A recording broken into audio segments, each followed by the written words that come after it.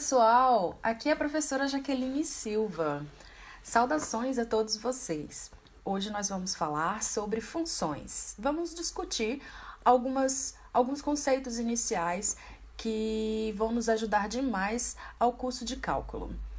Bom, antes da gente continuar, eu queria pedir para vocês dar um like aí no canal, assinar o canal e clicar no sininho, porque daí você vai receber os vídeos deste canal logo em primeira mão.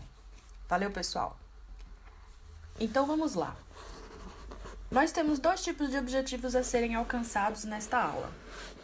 Os objetivos iniciais são discutir as ideias básicas relacionadas às funções, como, por exemplo, domínio, contradomínio e imagem, e apresentar os conceitos iniciais sobre gráficos, como marcar ponto no gráfico e etc. Os objetivos secundários são examinar os principais tipos de funções que ocorrem no cálculo, e esses objetivos vão ficar para as aulas que seguem sobre funções, então é importante você ficar super ligado no canal. E também descrever o modo de usar essas funções como modelos matemáticos. Esses modelos matemáticos são muito úteis para representar vários tipos de fenômenos que acontecem no mundo real. Então, para começar, vamos ver uma introduçãozinha básica. Há 4 tipos de formas iniciais de se descrever um tipo de função. Por exemplo, uma função, ela pode ser descrita na forma de uma equação, ela pode ser descrita na forma de uma tabela, na forma de gráfico e na forma de palavras. É claro que ela pode vir dessas formas separadamente, ou então ela pode vir de forma combinada. Por exemplo, você pode tratar de uma função na forma apenas de uma equação e uma tabela, ou então você pode falar de uma função na forma de uma tabela e de um gráfico, ou você pode falar de uma função apenas por meio de palavras e depois trazer um gráfico. Como representar uma função na forma de uma equação? Aqui nós temos um exemplo muito simples. Por exemplo, a área A de um círculo C depende de seu raio R. Como é que eu posso descrever essa sentença na forma de uma equação? Então, a lei que vai relacionar esta sentença será dada por AC, área de um círculo, é igual a πr ao quadrado, onde π é igual a 3,14. R é o raio da circunferência. Desta forma, eu posso dizer que a área da circunferência depende de seu raio. É claro que aqui, como estamos falando de geometria, o raio ele tem que estar dentro do conjunto R mais asterisco. Ou seja, o raio pode ser qualquer número real positivo, exceto 0. Desta forma, nós podemos dizer que a área de uma circunferência é uma função de R, ou seja, a área da circunferência é uma função de seu raio. Uma outra forma de representar uma função é na forma de tabelas. Aqui nós temos um exemplo bastante simples que diz o seguinte: a população humana mundial, que nós vamos chamar de P, depende do tempo, chamado de T. Eu vou dizer que a tabela a seguir fornece estimativas sobre a população mundial P de T, ou seja, P depende do tempo. Para cada valor de T, que nós vamos apresentar aqui na primeira coluna, 1900, 1910, 1920, vai aumentando de 10 em 10 até 2000, nós temos aqui na segunda coluna os valores correspondentes para P de T. Então, no primeiro caso, nós temos 1900 para o valor de T, 1650 para o valor de P de T. Nós temos também 1910 para o valor de T e 1750 para o valor de P de T, e assim sucessivamente. Logo, para cada valor de T na primeira coluna, nós temos um valor P de T na segunda coluna.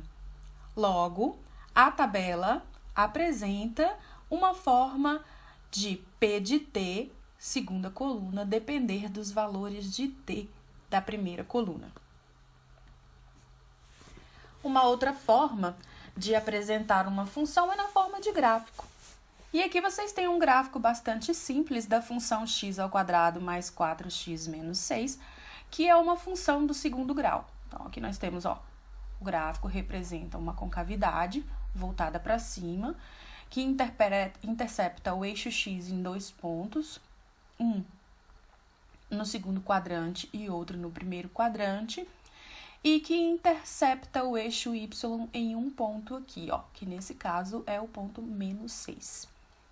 Então, nós apresentamos aí as 4 formas iniciais de se representar uma função, ou seja, na forma de tabela, na forma de palavras, na forma de uma equação e na forma de gráfico.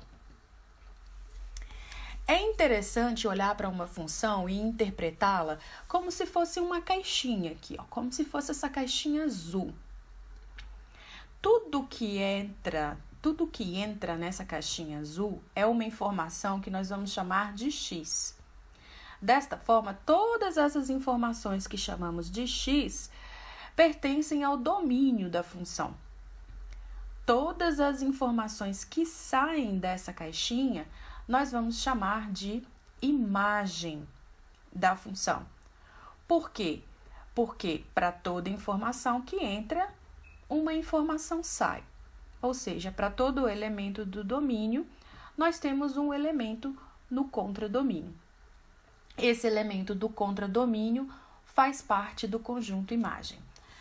Então, o domínio é o conjunto de todas as entradas possíveis e a imagem é o conjunto de todas as saídas possíveis. Uma outra forma de interpretar a ideia, o conceito de funções, é o diagrama de Venn. Neste caso, aqui nós temos um conjuntinho rosado. Esse conjuntinho é o conjunto que tem os elementos do domínio. E aqui nós temos um conjuntinho azulado. Esse conjuntinho representa os elementos do contradomínio. Então, aqui no domínio nós temos o elemento x, e esse elemento x está associado a um elemento f de x, lá dentro do contradomínio. Então, o f de x faz parte da imagem. Aqui no domínio nós temos o elemento a, e esse elemento a está associado ao elemento f de a no contradomínio. Então, além de estar no contradomínio, o f de a também faz parte da imagem. Então, todos os elementos que estão no domínio, que se correspondem com alguém do contradomínio, fazem parte do conjunto imagem. Aqui a gente consegue, de forma gráfica, ter uma ideia melhor do que se trata o domínio e a imagem. Por exemplo, aqui no eixo x, essa parte em azul, nós vamos dizer que é o domínio. De forma que, para cada elemento que está aqui dentro dessa parte azul, nós vamos ter um elemento no eixo y, que é o eixo das ordenadas, e esse elemento fará parte do conjunto imagem, que está aqui em laranja. Observem que todos os elementos que estão aqui dentro se correspondem com todos os elementos que estão aqui dentro. Domínio, imagem. Todos os outros elementos que fazem parte do eixo das ordenadas, aqui para baixo e aqui para cima do intervalo laranja, eles pertencem ao contradomínio. O único conjunto que pertence ao conjunto imagem, os únicos elementos que pertencem ao conjunto imagem, são os elementos do contradomínio que se correspondem com os elementos do domínio. Desta forma, nós temos a curva rosa aqui representada pela função y igual a f de x. Lembrando que o domínio sempre vai ser observado no eixo das abscissas, ou seja, o eixo x, e a imagem sempre vai ser observada no eixo y, ou seja, o eixo das ordenadas. Agora a gente encerra por aqui e eu queria pedir para vocês aquela força para assinar o canal.